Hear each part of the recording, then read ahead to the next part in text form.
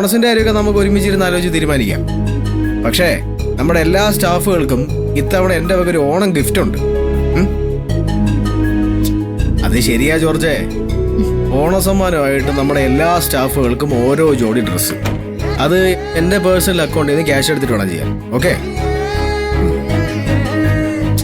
പിന്നെ ഇത് നമ്മൾ രണ്ടുപേരും മാത്രം അറിഞ്ഞാൽ മതി. ശരി, ഓക്കെ. അതെ, ഓണം എത്താറയല്ലേ?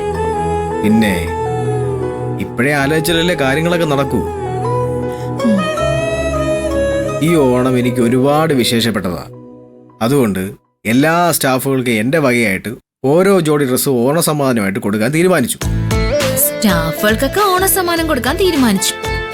പക്ഷെ പ്രണവ് എനിക്കെന്ത് സമ്മാനം തരുന്ന? എന്റെ 2 പിള്ളേരെ വയറ്റ് ചുമക്കുന്ന പെണ്ണാ നീ.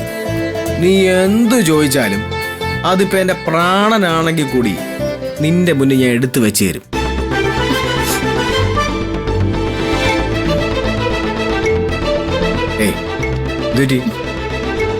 എന്തിനാ പ്രണവ് ഇങ്ങനെയൊക്കെ പറയുന്നേ? ഞാൻ പ്രണവിന്റെ പ്രാണം ചോദിക്കുന്നൊക്കെ പറയുമ്പോ അതെനിക്ക് എന്തുമാത്രം വിഷമം ഉണ്ടാക്കും അറിയോ? എന്റെ പൊന്നോ, ഞാനൊരു ഓളത്തില് പറഞ്ഞതല്ലേ. ചോദിക്ക, നിനക്ക് എന്താ ഞാൻ തരണ്ടേ? എന്ത് വേണമെന്ന് ഞാൻ ചോദിക്കില്ല, ഞാൻ പറയത്തുമില്ല. പക്ഷെ തിരുവോണത്തിന്റെ അന്ന് രാവിലെ കുഴിച്ചൊരുങ്ങി മുല്ലപ്പൂഞ്ചോടി വരുന്ന എനിക്ക് പ്രണവ് ഒരു സമ്മാനം തരണം. ചെലവില്ലാത്തൊരു സമ്മാനം. അതെന്താ ഈ ചെലവില്ലാത്തൊരു സമ്മാനം? ഇവിടെ ഈ തിരുനെറ്റിയില് ഒരു ഉമ്മ തരണം. അതിന് തിരുവോണം വരെ കാത്തിരിക്കണം. ഇപ്പൊ തന്നെ തരാലോ.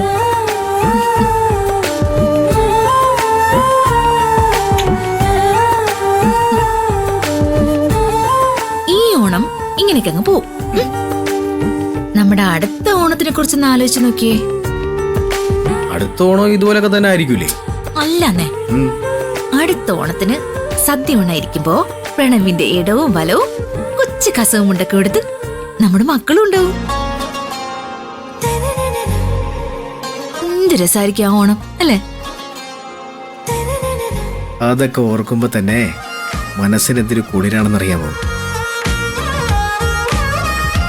ഞാനും നീയും നമ്മുടെ മക്കളും ചേർന്നൊരോണം. അതിനുവേണ്ടി കാത്തിരിക്കുക ഞാൻ.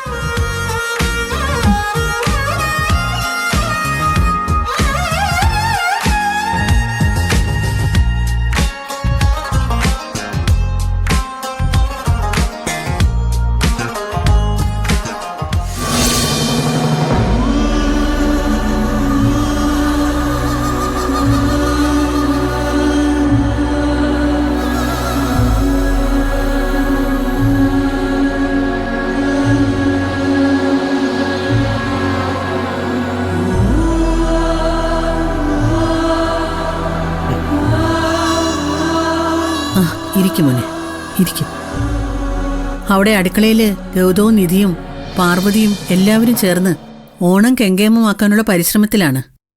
അപ്പൊ പിന്നെ നീ മാത്രം ഇങ്ങനെ മുറിയിൽ ഒറ്റയ്ക്കിരുന്ന എങ്ങനെയാടാ? പൂത്ത് കായ്ക്കുന്ന മരമായാലും പുരയ്ക്ക് മേലെ വളർന്ന അത് വെട്ടിമാറ്റണമെന്നാണ് നിയമം.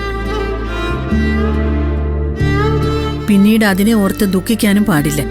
നീ കാണിച്ചത് വിഡ്ഢിത്തരായിപ്പോയി. അതിന്റെ പേരിൽ ഞാൻ നിന്നെ വഴക്ക് പറയുകയും ചെയ്തു. പക്ഷെ അത് തന്നെ ഓർത്ത് വിഷമിച്ചിരിക്കുന്നത് ഈശ്വരമംഗലത്തെ സന്തതിക്ക് ചേർന്ന ഒരു പണിയല്ല. ഓർമ്മകളെയൊന്നും മായ്ച്ചു കളയാനുള്ള തന്ത്രമൊന്നും മനുഷ്യബുദ്ധിക്കില്ല. പക്ഷേ മനഃപൂർവ്വം തന്നെ ഓർക്കാതിരിക്കാനാവൂ. അതിനെന്താ വേണ്ടത്? സന്തോഷം തരുന്ന കാര്യങ്ങളിൽ നമ്മളായിട്ട് തന്നെ ഇടപെടണം. പക്ഷെ നീ ഇപ്പൊ കാണിക്കുന്നതോ എല്ലാത്തിൽ നിന്നും അകന്നു മാറിയിരിക്കുന്നു. അത് ശരിയല്ല. എത്ര ശ്രമിച്ചിട്ട് എനിക്ക് പറ്റുന്നില്ല. അതുകൊണ്ടാ ഒരു കുറ്റബോധം തോന്നുന്നുള്ളില്. കുറ്റബോധം തോന്നണം. കാരണം തെറ്റ് ചെയ്തത് നീയാണ്. പക്ഷേ ആ തെറ്റിപ്പോ തിരുത്തപ്പെട്ടു കഴിഞ്ഞു. നിധിയായിട്ട് അത് തിരുത്തി തന്നു. ഇനി അതോർത്ത് വിഷമിച്ചിരിക്കുന്നതിൽ അർത്ഥമില്ല. നിന്റെ ജീവിതത്തിലേക്ക് വന്ന ഒരു വലിയ ആപത്തിൽ നിന്നും നീ രക്ഷപ്പെട്ടു ചിന്തിക്ക്. ആ ചിന്ത നിനക്ക് സന്തോഷം തരും.